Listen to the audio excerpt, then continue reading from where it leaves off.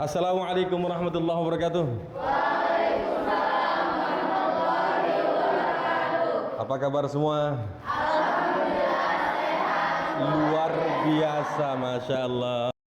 Bismillahirrahmanirrahim. Alhamdulillahirrahmanirrahim. Wassalatu wassalamu ala asyrafil khalq Nabil Ummi Muhammad sallallahu alaihi wasallam. Rabbi syrah li sadri wa yassir li amri wa hlul 'uqdatam min lisani yafqahu qawli. Allahumma rabbana zidna ilma warzuqna fahma wa amalan salih. Amin rabbal alamin. Baik, kita masuk hari ini akan membahas insyaallah dalam mata kuliah studi naskah fikih. Yang pembahasan kita dalam studi naskah fikih ini membahas tentang hukum keluarga, terkhusus lagi lebih spesifik dalam masalah pernikahan atau disebut dengan perkawinan. Kira-kira menurut Anda, apakah Anda pernah menemukan fenomena di tengah-tengah masyarakat atau di lingkungan terkait dengan kasus atau permasalahan yang ada di tengah-tengah masyarakat? Kira-kira ada yang menemukan? Silakan dengan Siti Anissa, benar ya? Silakan, Siti Anissa. Jadi ada berbagai fenomena yang dapat kita temui di lingkungan sosialnya adalah larangan zina di kalangan remaja masa kini. Zina sendiri dilarang oleh agama, Bapak. Namun banyak kasus perzinahan di lingkungan sosial. Salah satunya zina berhubungan badan di luar pernikahan. Tentu hal itu tidak menutup kemungkinan akan adanya hamil di luar nikah. Nah, jadi bagaimana dengan status anak yang ada di dalam kandungannya, Pak? Bagaimana anak tersebut dalam menghadapi kehidupan di masa depan? Baik, kasus ditemukan oleh Siti Aisyah. Silakan. Ini dengan si Dinda, silakan Dinda. Bagaimana jika anak tersebut tumbuh dewasa dan tumbuh besar, terus menerima cemooh dari lingkungan sosialnya yang disebabkan oleh perbuatan kedua orang tuanya? Benar sekali, Siti Aisyah dan Dinda. Memang banyak sekali kasus kita temukan di tengah-tengah masyarakat yang kira-kira menurut Anda akibat apa ini? Yes, pergaulan bebas. Kenapa bisa terjadi pergaulan bebas?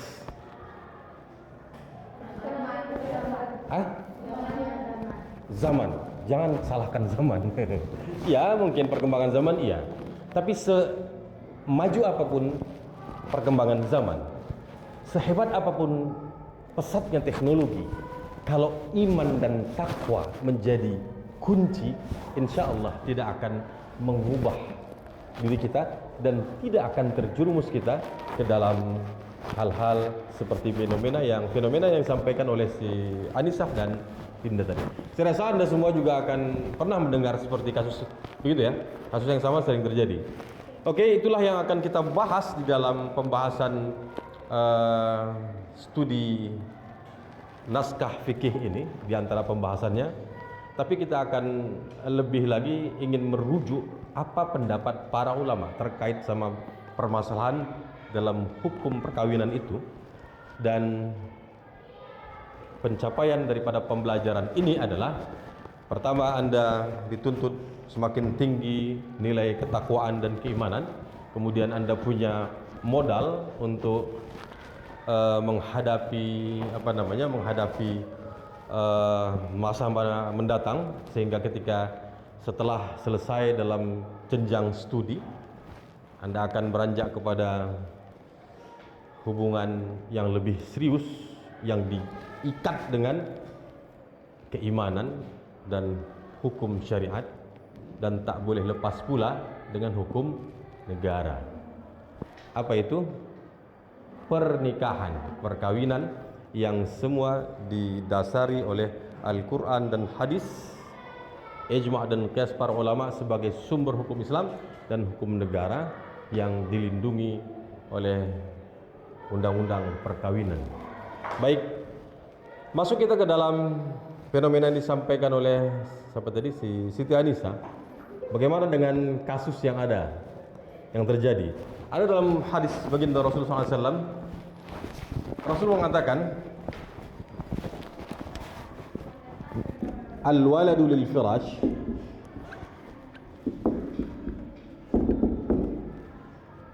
anak itu adalah dinisbatkan kepada firashnya. Firash itu tempat tidur.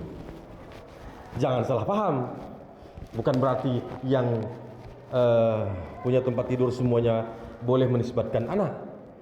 Yang dimaksudkan dengan tempat tidur di sini adalah tempat tidur yang disahkan, sah menurut syariat dan sah menurut hukum negara. Dua hal ini tidak boleh dipisahkan. Apalagi kira-kira fenomena yang Anda temukan? Oke. Apalagi kira-kira? Ada di antaranya mungkin ketika menikah, ya kan? Ketika menikah, agama dan negara hadir, diwakilkan, maka pihak KUA, tahu KUA, para penghulu, itu kan representatif, perwakilan daripada hukum agama dan hukum negara, ya kan? Diadakan harus pernikahan itu melalui rukun-rukun yang sudah ditetapkan dalam syariat, kemudian tercatat oleh negara. Bukankah demikian? Iya kan? Nah, berarti bahwa ketika perkawinan itu agama dan negara itu hadir. Yang menjadi fenomena yang lain apa? Ada banyak di antara mungkin masyarakat yang ketika bercerai, ya kan? Ketika bercerai sesuka hatinya. Dia menceraikan di rumahnya lah, di perjalanan lah, dan segala macam. Nah, itu mungkin akan menjadi juga pembahasan kita. Oke, tapi sebelum itu kita akan masuk tadi pertanyaan si Siti Aisyah. Dalam Islam, fenomena yang terjadi itu sepakat para ulama terkait juga dengan soal pertanyaan daripada si Dinda tadi. Akibatnya akan terjadi masyarakat akan mencemoohkan kedua orang yang melakukan perzinahan itu. Bagaimana nanti kalau mereka berdua menghasilkan anak? Anak itu sebutannya anak zina. Bukan berarti anak zina ini semua anak fitrah suci. Yang tak suci itu adalah perbuatan kedua orang oknum, ya, yang berbuat zina itu. Oke. Sepakat ketiga mazhab disebut dengan mazhab jumhur. Mazhab Maliki, mazhab Syafi'i, mazhab Hambali, tidak sah itu laki-laki, menisbatkan nama anak yang lahir hasil zina itu kepadanya. Sehingga kalau anak itu lahir dan dipaksakan menikah dengan dia, dikawinkan mereka yang tadi berbuat zina, maka anak itu tetap nisbat nasabnya, keturunannya kepada ibunya, bukan kepada laki-laki yang menghamili ibunya tadi. Sehingga kalau dia laki-laki menjadi bin, kalau dia perempuan menjadi binti. Oke. Nah, sekarang menjadi masalah adalah sebagaimana disampaikan oleh Dinda tadi, masalahnya masyarakat akan mencemooh, ya kan? Akan dikucilkan keluarga itu. Bahkan kedua belah pihak. Lebih parah lagi, yang paling malu pihak mana? Tentu yang paling dirugikan siapa? Perempuan. Iya kan? Nah, sehingga ada pendapat menurut mazhab Hanafi, ketika mereka ini dikawinkan, maka nanti kita lihat apa makna dari kawin itu. Nikah itu apa sih? Itu nanti akan kita bahas. Ketika mereka dikawinkan menurut mazhab Hanafi, secara otomatis anak yang lahir karena zina itu adalah dinisbatkan secara otomatis kepada laki-laki yang menghamili ibunya. Tapi ini pembahasan bukan berarti sebagai untuk diamalkan, ya. Ini sebagai kepastian hukum. Itu yang dituntut sama oleh si Dinda tadi, bagaimana kepastian hukumnya. Nah, menurut mazhab Hanafi iya, secara otomatis memang si anak tadi dia bisa dinisbatkan secara otomatis kepada laki-laki yang menghamili ibunya. Baik, selanjutnya saya sudah kirim share buku berdalam bentuk PDF sebagai bahan materi kita dalam studi naskah. Ini teks dari kitab Al-Fiqhul Manhaji ala Madhabil Imam Syafi'i yang dikarang oleh Imam Mustafa Al-Bagha dan Al-Mustafa Al-Khin.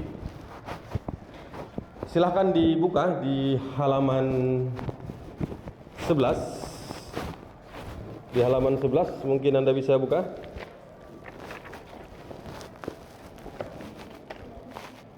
Ada di halaman 11? Oke. Di halaman 11 itu membahas tentang definisi terkait daripada nikah. Oke. Baik, silahkan kepada siapa kira-kira yang siap membaca? Mau mencoba membaca, silakan. Si Manda ya.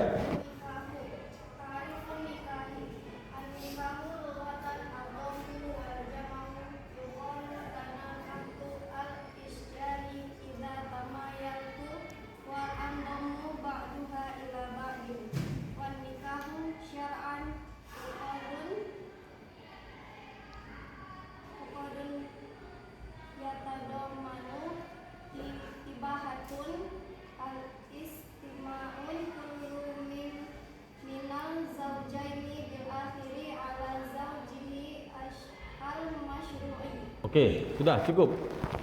Baik, saya perbaiki bacaan daripada Manda.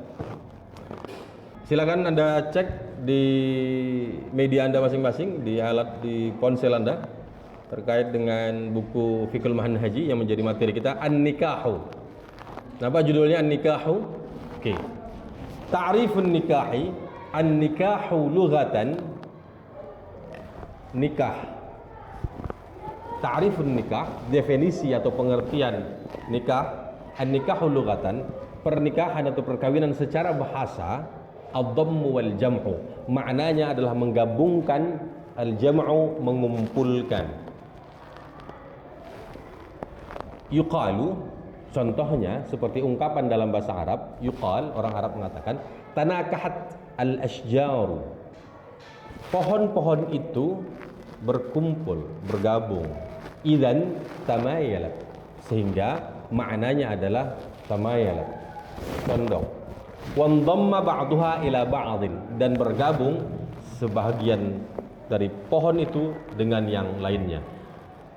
Baik, itu dari segi makna perkawinan secara bahasa. Adapun selanjutnya tadi ada dua baris tadi yang dibaca oleh Amanda. An-nikahu syar'an wan nikahu syar'an, adapun nikah secara syara', pengertian syara', aqdun yatadammanu ibahatu istimta'i kullin minaz zawjaini bil akhari ala wajhil masyru'i. Nikah secara syariat adalah akad yang mengandung hukum dibolehkannya, dihalalkannya, menikmati, saling menikmati antara kedua pasangan terhadap yang lain. Ala wajhil masyru', sesuai dengan yang disyariatkan. Sehingga apa yang tadi kita sampaikan tentang hadis ini, ada hadis mengatakan al-walad lil firash, anak itu adalah untuk yang punya tempat tidur. Makna daripada anak itu untuk yang punya tempat tidur firash di sini adalah ala wajhil masyru', adalah yang sesuai dengan syariat. Itu sebagian daripada pembahasan kita hari ini. Mudah-mudahan bisa Anda ikutin. Kira-kira ada pertanyaan? Sudah paham ya? Oke, nanti pertemuan selanjutnya kita akan lanjutkan pada judul berikutnya terkait dengan mata kuliah studi naskah fikih. Demikian, terima kasih atas segala perhatian dan waktu yang telah diberikan. Terima kasih atas partisipasi Anda. Wassalamualaikum warahmatullahi wabarakatuh.